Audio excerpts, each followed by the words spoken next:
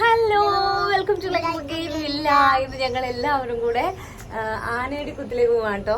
നമ്മുടെ വെക്കേഷൻ ഒക്കെ തുടങ്ങിയല്ലോ. അപ്പൊ വെക്കേഷൻ തുടങ്ങിയിട്ട് രണ്ടാമത്തെ ദിവസം അപ്പൊ നമ്മള് കഴിഞ്ഞ ആഴ്ച പ്ലാൻ ചെയ്തിട്ടുണ്ടായിരുന്നു പോവാന്ന്. അപ്പൊ ഞങ്ങൾ അങ്ങനെ പിള്ളേർക്ക് ഇങ്ങനെ വെള്ളത്തിലൊക്കെ കളിക്കാൻ പറ്റുന്ന വലിയ അല്ലെ അപകടമില്ലാത്തൊരു സ്ഥലം എന്നൊക്കെ പറഞ്ഞ് നിങ്ങൾ നോക്കിയപ്പോ ആനയടിക്കുത്ത് കൊള്ളാൻ തോന്നി. അപ്പൊ നമ്മളങ്ങനെ ആനയടിക്കുത്തിലും പോവാണ്. അപ്പൊ ഇന്നത്തെ വീഡിയോ അവിടുത്തെ വിശേഷങ്ങളും കാര്യങ്ങളൊക്കെ കേട്ടോ. ഡെയിലി നമ്മള് വീഡിയോ ഇടുന്നത് ഇപ്പൊ നമ്മള് സ്കിപ്പ് ചെയ്തു, നിർത്തി. അതുകൊണ്ടൊന്നുമല്ല കേട്ടോ. നമ്മള് കണ്ടന്റ് ആയിട്ട് എല്ലാരും കാണുന്നുണ്ട്. അപ്പം അതിന് താങ്ക് യു ഉണ്ട്. അതെ, അപ്പൊ നമ്മള് ഇന്നത്തേത് ആനയടിക്കുത്തി പോവാണ്. അവിടെ സാധാരണ നമ്മൾ ഫോട്ടോസിലൊക്കെ കാണുമ്പോൾ നിറയെ വെള്ളമുള്ള നല്ല ഭംഗിയുള്ളൊരു വെള്ളച്ചാട്ടമാണ്. അതുപോലെ തന്നെ വെള്ളം ഉണ്ടാകാൻ സാധ്യത ഉണ്ടല്ലേ. വെള്ളമില്ലാതിരിക്കാൻ വഴിയില്ല. എല്ലായിടത്തും എല്ലാ വെള്ളച്ചാട്ടങ്ങളും അടിപൊളിയായിട്ട്. ബ്രേക്ക്ഫാസ്റ്റ് ഞങ്ങൾ പുറത്തുനിന്നാണ് കേട്ടോ കഴിച്ചത്. അപ്പോൾ സാറ് പുട്ട് ഓർഡർ ചെയ്താണ് അവൾക്ക് പെട്ടെന്ന് കിട്ടി കേട്ടോ. പിന്നെ നമ്മൾ ഉച്ചക്കത്തെ ഫുഡ് ഞങ്ങൾ എടുത്തിട്ടുണ്ടായിരുന്നേ. കാരണം ഉച്ചയ്ക്ക് നമ്മൾ ഈ പോണ സ്ഥലത്ത് വേറെ അങ്ങനെ വലിയ ഹോട്ടലുകളൊന്നും ഇല്ല എന്ന് പറഞ്ഞ കാരണം നമ്മൾ ചോറും അതുപോലെ കുടപ്പനുണ്ടല്ലോ അതിൻ്റെ തോരനും പുളിയിഞ്ചിയും മീൻ വറുത്തതും മോരിയാറൊക്കെ ആയിട്ട് എടുത്തിട്ടുണ്ടായിരുന്നു. അപ്പോൾ അത് നമ്മൾ അവിടെ പാർക്ക് ചെയ്യാനായിട്ടൊരു വീടിൻ്റെ ഫ്രണ്ടിലാണ് പാർക്ക് ചെയ്യുന്നത്. അവിടെ പേ ആൻഡ് പാർക്കാണ് കേട്ടോ. അപ്പോൾ അവിടെ തന്നെ ഫുഡ് കഴിക്കാനുള്ള സൗകര്യം, അവിടെ ടേബിളും ചെയറൊക്കെ ഉണ്ട്. അപ്പോൾ നമുക്ക് അവർ ആ സൗകര്യങ്ങളൊക്കെ ചെയ്ത് തന്നു. അപ്പോൾ ഞങ്ങൾ അവിടെ ഇരുന്ന് ഫുഡ് കഴിച്ചതിന് ശേഷം നമ്മളവിടെ നിന്ന് ഒരു സർബത്ത്, ചിലർ സർബത്താണ് കുടിച്ചത്. ഞാൻ ഉപ്പ് സോഡയാട്ടോ കുടിച്ചത്. പിന്നെ അവിടെ തേനുണ്ട്, തേൻ നെല്ലിക്കയുണ്ട്, നല്ല വെളിച്ചെണ്ണയുണ്ട്, ശുദ്ധമായ വെളിച്ചെണ്ണയുണ്ട്. അപ്പോൾ അതിൽ നമ്മൾ തേൻ വാങ്ങിച്ചു, ഒരു കുപ്പി തേൻ വാങ്ങിച്ചു, വെളിച്ചെണ്ണ വാങ്ങിച്ചില്ല. എന്നിട്ട് അവിടെ നമ്മൾക്ക് കൈ കഴുകാനൊക്കെ അവരുടെ തന്നെ സൗകര്യമുണ്ട്. അവിടെ പാർക്ക് ചെയ്താൽ അങ്ങനെ ഒരു ഗുണമുണ്ട്. അവിടെ നിന്ന് നമ്മൾ പിന്നെ കുറച്ച് സ്നാക്സൊക്കെ കൂടി വാങ്ങിച്ചിട്ടാണ് ഈ വെള്ളച്ചാട്ടത്തിലേക്ക് അങ്ങ് നടന്നു പോയത്. ഇവിടെ നിന്ന് ഒരു 10 മിനിറ്റ് വെള്ളച്ചാട്ടത്തിലേക്ക് നടക്കാനുണ്ട്. അവിടെ റോഡിൻ്റെ പണി നടക്കുന്നതുകൊണ്ടേ മുകളിലുള്ള പാർക്കിംഗ് അത്ര പറ്റൂല കേട്ടോ. അപ്പോൾ ഇതാണ് ഞാൻ ഈ ചേച്ചിയുടെ കടയിൽ ഇങ്ങനെയുള്ള ഐറ്റം ഒക്കെ ഉണ്ട് കേട്ടോ. വെഹിക്കിൾ സ്റ്റോഴ്സ് എന്നാണ് എൻ്റെ പേര്. നല്ലൊരു ചേച്ചിയും ചേട്ടനാണ്, അവരുടെ വീടാണിത്. അപ്പോൾ നമുക്ക് അവിടുത്തെ വാഷ്റൂം വേണമെങ്കിൽ ആ വാഷ്റൂം യൂസ് ചെയ്യാം. സൈഡിൽ ഇതുണ്ട്, പൈപ്പുണ്ട്, ആ പൈപ്പിൽ നമുക്ക് വാഷ് ചെയ്യാം. അപ്പോൾ ഞങ്ങൾ ഇവിടെ നിന്ന് തന്നെ റബേക്കയും എമ്മിയും ഇവിടെ നിന്ന് തന്നെ വെള്ളച്ചാട്ടത്തിൽ ഇറങ്ങാനുള്ള ഡ്രസ്സൊക്കെ അവിടെ നിന്ന് തന്നെ മാറിയിട്ടാണ് വന്നത്. പിന്നെ താഴെ വെള്ളച്ചാട്ടത്തിന് അവിടെ ചെല്ലുമ്പോഴാണെങ്കിലും നമുക്ക് ഡ്രസ്സിങ് റൂമും അതുപോലെ നമ്മുടെ ബാഗൊക്കെ വെക്കാനായിട്ട് ലോക്കറും അങ്ങനെയെല്ലാം സൗകര്യങ്ങളൊക്കെ ഉണ്ട്. എന്നാൽ ഇങ്ങനെ നല്ലൊരു പാർക്കിംഗ് സൗകര്യം കിട്ടിയോണ്ട് നമ്മളത് നന്നായിട്ട് യൂട്ടിലൈസ് ചെയ്തു. എന്നിട്ട് ഞങ്ങൾ താഴേക്ക് നടന്നു കേട്ടോ. ഒരു 10 മിനിറ്റ് നടക്കാനുണ്ട്. പക്ഷേ ആ നടപ്പ് നമ്മൾ അറിയില്ല, നല്ല രസമാണ്. ഇപ്പോൾ റോഡിൻ്റെ പണി അവിടെ നടക്കുന്നുണ്ട്. ഇനി അതെല്ലാം സെറ്റായി വരുമ്പോഴേക്കും നമുക്ക് അറ്റം വരെ ചെല്ലാൻ പറ്റും എന്ന് തോന്നുന്നു വണ്ടിയും കൊണ്ട് കേട്ടോ. ഇത് കണ്ടോ, പണ്ടൊക്കെ നമ്മൾ കളിക്കത്തില്ല, എന്തെന്ന് അതിനെ പറയണേ, ചോര കയ്യിലാക്കിയിട്ട് എന്തോ പേര് പറയുമല്ലോ, ഞാൻ ആ പേര് മറന്നുപോയി. അപ്പോൾ ആ കായ് ഇങ്ങനെ പൊട്ടിച്ച്, റബേക്ക ആദ്യമായിട്ട് കാണുകയായിരുന്നു തോന്നുന്നു, സാരൊക്കെ അറിയാം. അപ്പോൾ അതൊക്കെ പൊട്ടിച്ച് പിന്നെ കയ്യിൽ ചോരയൊക്കെ ആക്കിയിട്ട് ഇങ്ങനെ ഞങ്ങൾ താഴേക്ക് നടന്നു പോകുന്നത്. അങ്ങനെ നല്ല രസമുള്ളൊരു വഴി കൂടിയാണ് നമ്മൾ ഈ ഒരു ആനയടിക്കുത്തിലേക്ക് നടന്നു പോകുന്നത് കേട്ടോ. വേറെ വഴിയിൽ വണ്ടി കൊണ്ടിട്ടിട്ടും കുറേ പേര് വരുന്നുണ്ടായിരുന്നു. അതെങ്ങനെ എത്തിയെന്ന് എനിക്കറിയത്തില്ല. നമ്മൾ ഗൂഗിൾ കാണിച്ചു തന്ന വഴിയാണ് ഞങ്ങൾ എത്തിയതും വണ്ടി ഇട്ടതും ഒക്കെ കേട്ടോ.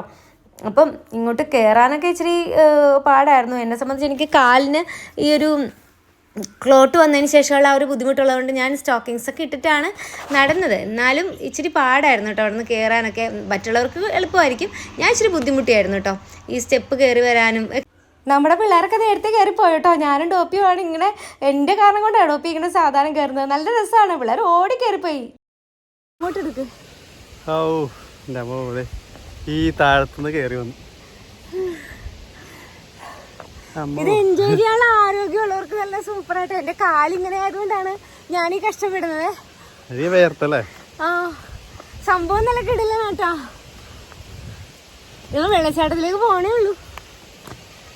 തൊമ്മൻകുത്തിനടുത്താണ് കേട്ടോ നമ്മുടെ ഈ ആനയടിക്കുത്ത്.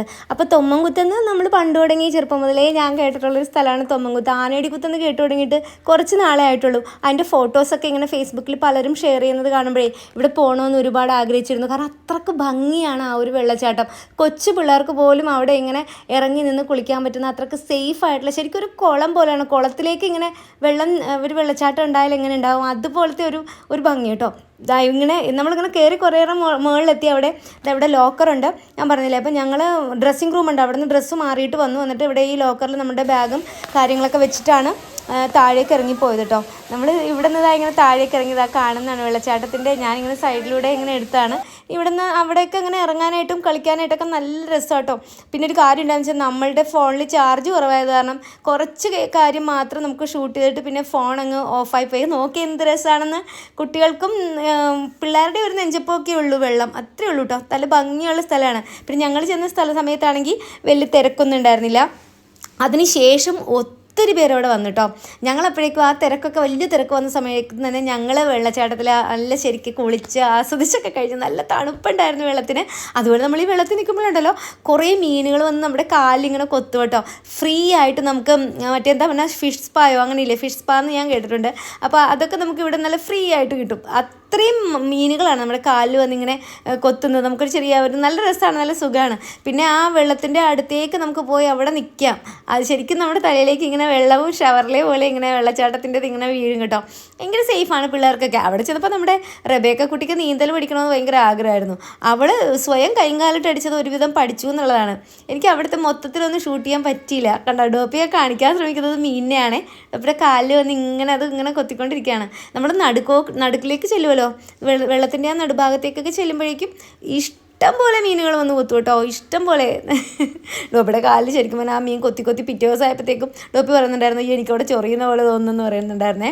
ഇങ്ങനെ നല്ല രസമുള്ളൊരു സ്ഥലമാണ്. നമ്മൾ ശരിക്കും ഈ ഒരു നമുക്ക് സേഫായിട്ട് പോവാം. അപ്പോൾ അതുകൊണ്ട് തന്നെ ഈ ഒരു വെള്ളച്ചാട്ടത്തിൽ എപ്പോഴെങ്കിലുമൊക്കെ പറ്റിയാൽ എല്ലാവരും പോകണമെന്ന് ഞാൻ റെക്കമെൻഡ് ചെയ്യും. അത്രയും നിങ്ങൾ എൻജോയ് ചെയ്യും കേട്ടോ.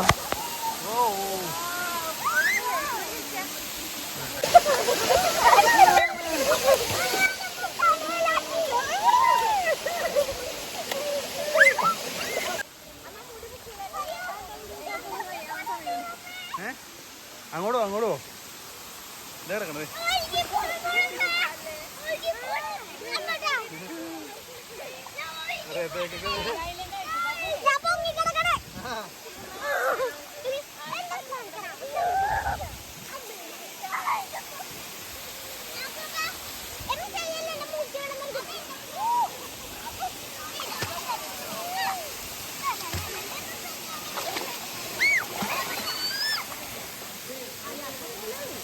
അവിടെ നമുക്ക് ഒട്ടും പേടിക്കണ്ട കേട്ടോ.